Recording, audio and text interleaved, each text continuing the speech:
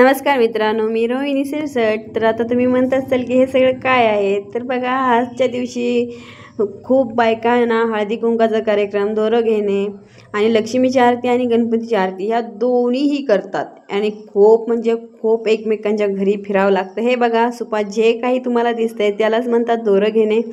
ते 9 असतात बघा, फूल वगैरे असतं, खारी, खोबरं, सुपारी, हळकुंड आणि खूप प्रकारची काही फुलंही असतात। आता त्याची नावं नाही सांगत, तुम्ही बघूही शकता। आणि हो, हे बांधायचं आणि सगळ्या बाया जमाही करून घेतात आणि आरती वगैरे सगळंच म्हणून घेतात।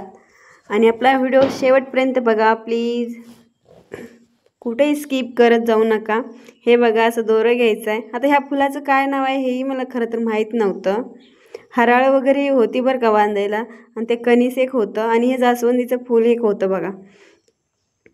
आणि हे बघा, हळदी कुंकाचा कार्यक्रम प्रत्येकाच्या घरी गेलं की प्रत्येकजण प्रत्येकाच्या घरी गेले असंच करावं लागत होतं।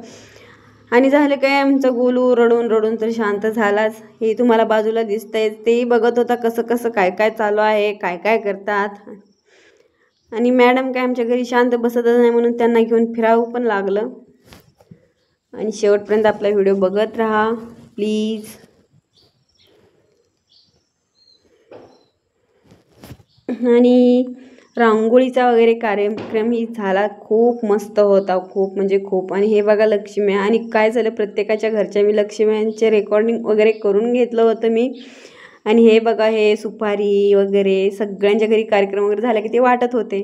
हे बघा, हळदी कुंकाचा कार्यक्रम।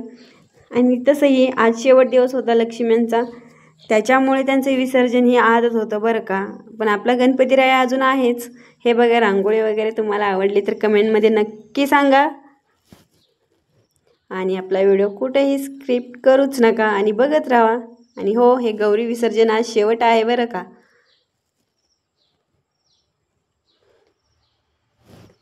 आणि हे बघा, किती छान छान डेकोरेशन ही केलेलं आहे। तर आता सर्वांना बाय आणि